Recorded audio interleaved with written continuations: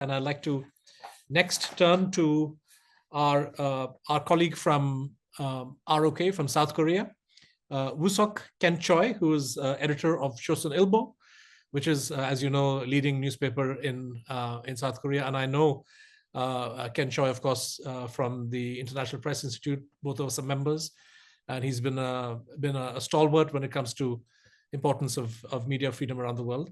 The Korean media today is going through very unique things. I'm afraid that things like this, whatever we are experiencing today, will happen to you all too. You know, there's no question about, we should collectively act on, expanding the freedom of speech, freedom of thoughts, and all these things. But, Korea sort of enjoyed over the past 20 years or 25 years, more or less, a pretty good freedom of speech environment.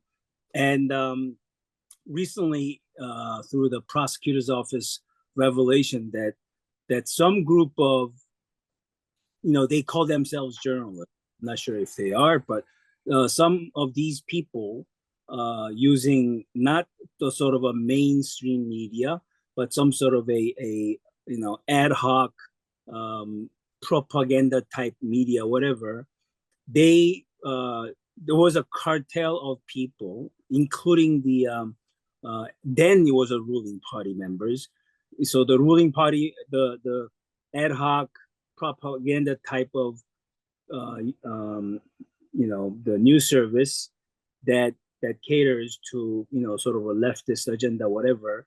They gathered up with the so-called those established media institutions that's sympathizing to the ruling party at that time, and the political politicians from the ruling party at the time. So this all happened like 18 months ago. They all try to create something that wasn't true at all, but they would try to create this phenomenon to influence the presidential election and to discredit one of the main contender in the presidential campaign. So it is now, it seems like it is all being revealed that somebody paid off somebody, and then they had a falsified interview claiming that this presidential candidate was illegally covering up some investigations, blah blah blah. And then this thing was reiterated through established news print media, as well as some the mainstream broadcasting companies. So now it's becoming a big scandal because we sort of suspected that there would be some sort of a connections here and there, but now it is becoming evident that all these people who are related are one way or the other connected somehow, and some guy even paid off somebody.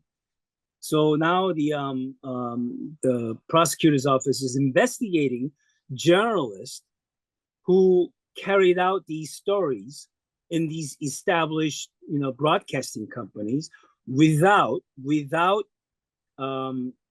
carrying the voices of those that somebody who said that was not true at all.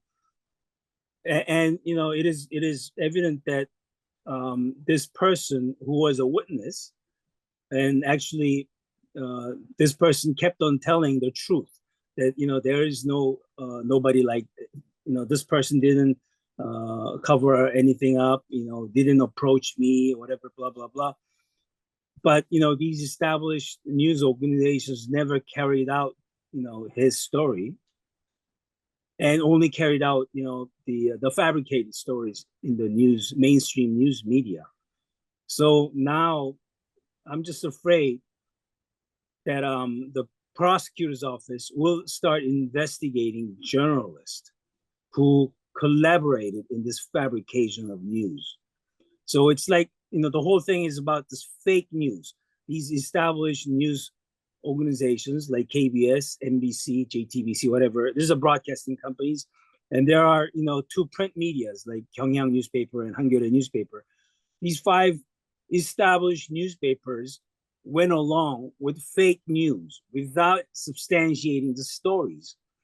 And now the prosecutor, we journalists don't like, I mean, whether you're left or right, as long as you're writing with the facts, right? It doesn't matter. If even if you're a conservative newspaper or leftist newspaper, as long as the journalist is writing stories based on facts and criticizing opinions and blah blah blah, that is acceptable. And for that matter, whether you're left or right, doesn't matter. We just don't want government to come and start investigating our colleagues, whether you're left or right. It doesn't matter. You just don't like the prosecutor's office coming and investigating journalists.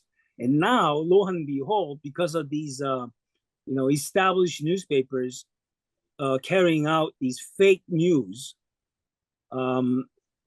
blatantly without substantiating the story and even fabricating, the witnesses' account to, their cause, political cause.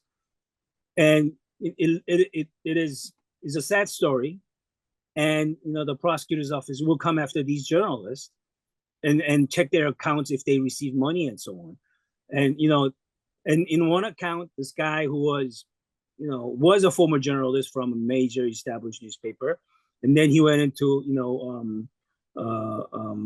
the labor union newspaper, and so on. And then this guy received $130,000 for fabricating a story. It turned out, and it's going wild. So this is the most serious incidents that's happening right now in the Korean media today. I'm just reporting it to you as it is happening right now. And I'm just afraid that, we journalists, including these established newspapers or established news medias, leaning on left, that's fine. But, they ran stories with the fabricated, stories and without substantiating, all these factual things with massive factual errors. They're being investigated. I don't know what to do. Should I protest to the government? Please don't do that, or, because these journalists clearly screwed things up. They really royally messed up, and they're claiming that they did the right thing. Blah blah blah. I don't think it's an excusable thing, and I don't know. What we are not so sure what to do at the moment, except just watching how this investigation turns out. But it is now the real proof is that one guy paid off $130,000 to this guy who fabricated the story, and then all the other news medias, five established news medias, just carried all these stories repeatedly. 3 days before the election, clearly, aiming to discredit the other, the presidential candidate. So right now we are in a big mess. I don't know how to clean these things up. We just have to wait and see how the actual thing really happened back, like 18 months ago. And so we are just waiting to see how it all is going to play out. That's the big situation right now in Korea. Besides that, another issue that I just like to raise to you is that the media industry in Korea, just same as in the US, anywhere else, it's very, very polarized. So there is, a handful of sort of conservative newspapers, and then there is a handful of sort of progressive leftist newspapers, and there are a group of YouTubers in the middle. They write, so basically the newspapers, it's free, but not really regulated by the government, except that you just have to register as a print. And then the broadcasters, they're regulated one way or the other by the government, but relatively they maintain whatever they want to do. But we have this YouTubers or like freelance SNS influencers claiming to be journalists who are, asserting things that's a lot of times not substantiated. And they are polarizing the political environment in Korea. And probably this is all true with all your countries as well. And my, question to you is, what shall we do with these people? Because shall we, try to, we try to educate them. We try to sort of, tell them not to do it that way. We have to maintain, we have to, if you want to assert something, you have to do things based on facts. But, a lot of these people, SNS people, start, making rambunctious claims. And then later on, they go to jail. And before they go to jail, they argue that, it's a freedom of speech. So, our big dilemma is, is this are these people should be protected based on this freedom of speech when they're making totally absurd, fabricated, rambunctious stories? Or shall we still protect these people because it's a matter of opinion?